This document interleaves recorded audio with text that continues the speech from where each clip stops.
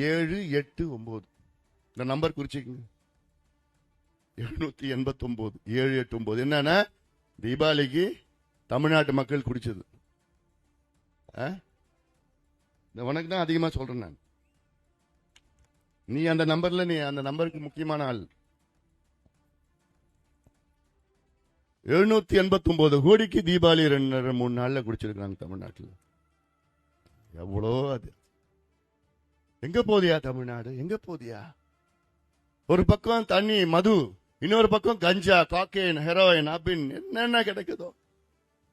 சொன்னாப்பல 15 அவினாசி தாளையில மட்டும் 15 ரெஸ்டோ பார்.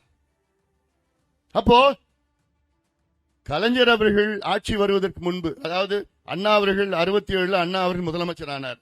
2 ஆண்டு காலம் முதலமைச்சராக இருந்தார். பிறகு அண்ணா அவர்கள் தவறிவிட்டார். அந்த 2 ஆண்டு காலத்தில் தமிழ்நாடு நல்ல நிர்வாகம் செய்யப்பட்டது. நேர்மையான நிர்வாகத்தை அண்ணா அவர்கள் செய்தார்கள். சாராயத்தை உள்ள கூட விடல, ஒரு சொட்டு சாராயத்தை தமிழ்நாட்டில் விடல அண்ணா அவர்கள். கொள்கை பிடிப்போடு இருந்தார் அண்ணா அவர்கள். என்னைக்கு கலைஞர் அவர்கள் முதலமைச்சர் ஆனார், 69 முதலமைச்சர் ஆனாரோ, அன்னைக்கு பிடிச்சது பார் தமிழ்நாடு. சாராய கடையை திறந்து விடு. அன்னைக்கு திறந்த சாராய கடை தான் இன்னைக்கு 3 தலைமுறைகளா இன்னைக்கு நாசப்படுத்தி இருக்கிறது. சாராய கடையினால, மது கடையினால 3 தலைமுறைகள். சிந்தித்து பார்க்கணும் நீங்கெல்லாம். ஸ்டாலின் அவர்கள் அது ஒரு படி மேலே போயிட்டு இப்போ சாராய கடை, ஒரு மது கடைகள் ஒரு பக்கம், கஞ்சா கடைகள் இன்னும் வரல, இன்னும் கொஞ்ச நாள்ல வந்துடும் நினைக்கிறேன். தெருவா கிடைக்குது கஞ்சா, காக்கேன், ஹெரோயின், மது, என்னென்ன பவுடர், போதை மாத்திரை, போதை பவுடர், போதை ஊசி, போதை சாக்லேட், போதை எண்ணெய். அமெரிக்கா கூட இவ்வளவு கிடைக்காது, இங்க தமிழ்நாட்டில் கிடைக்குது, சரளமா கிடைக்குது. கோவை நகரத்துல மட்டும் இல்ல, சுத்தி இருக்கிற கிராமத்துல, எந்த கிராமத்துல தமிழ்நாட்டுக்கு போனாலும் இதுதான் கிடைக்குது. சரளமா கிடைக்கிறதுனால இந்த பிள்ளைங்க பயன்படுத்துறாங்க. 2021 ஒரு ஆய்வு நடத்தினாங்க. அந்த ஆய்வுல தமிழ்நாட்டில் உள்ள மாணவர்கள் 9 விழுக்காடு மாணவர்கள் போதை பழக்கத்துக்கு அடிமையா இருக்கின்றார்கள் என்று 2021. இன்னைக்கு அந்த ஆய்வு 15 விழுக்காடாக உயர்ந்திருக்கிறது.